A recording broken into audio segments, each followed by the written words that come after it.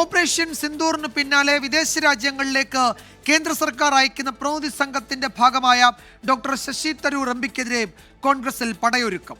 Sasi Tharoor party നിയന്ത്രണത്തിന് നിൽക്കണമെന്ന് UDF convener Adoor Prakash.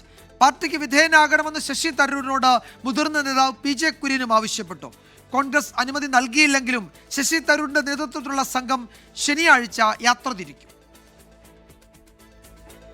India Pak സംഘർഷങ്ങളിൽ Congress വിരുദ്ധ നിലപാട് സ്വീകരിച്ചതിന് പിന്നാലെയുള്ള സർവകക്ഷി സംഘ ചുമതല മോദി സ്തുതി കൊണ്ടാണെന്നാണ് പാർട്ടിക്കുള്ളിലെ തന്നെ ആക്ഷേപം.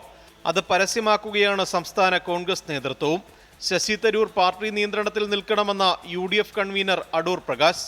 വളയത്തിനുള്ളിൽ നിന്നുകൊണ്ട് എന്ത് പ്രവർത്തനം നടത്തുന്നതിലും ഒരു തെറ്റുമില്ല. പക്ഷേ വളയത്തിന് പുറത്തു പോയി പ്രവർത്തനങ്ങൾ നടത്തുമ്പോൾ പല അഭിപ്രായങ്ങളും സ്വാഭാവികമായി ഉണ്ടാകും. കോൺഗ്രസിൻ്റെ ഒരു നിയന്ത്രണത്തിൽ എത്തിച്ചേരുവാനും ആരാണെങ്കിലും, ഇപ്പോൾ ശശി തരൂർ എന്ന് മാത്രമല്ല, ആരാണെങ്കിലും അതിന് തയ്യാറാകണം എന്നുള്ളതാണ്.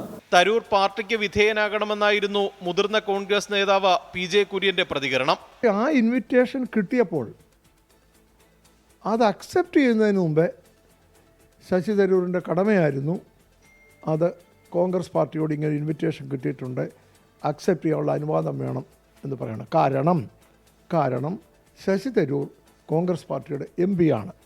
അനുവാദം ചോദിച്ചിരുന്ന തീർച്ചയായും അനുവാദം കൊടുത്തതിന് തരൂരിന് വീഴ്ച സംഭവിച്ചു. ആ കാര്യത്തിലാണ് വീഴ്ച സംഭവിച്ചത്. പാർട്ടി അനുമതിയില്ലെങ്കിലും ശനിയാഴ്ച യാത്ര തിരിക്കാനാണ് തരൂരിന്റെ തീരുമാനം. കോൺഗ്രസ് വിരുദ്ധ നിലപാടെടുക്കുന്ന ശശി തരൂരിനെതിരെ ഹൈക്കമാൻഡ് നടപടിയെടുക്കട്ടെ എന്നാണ് സംസ്ഥാന നേതൃത്വത്തിന്റെ നിലപാട്. 24 തിരുവനന്തപുരം.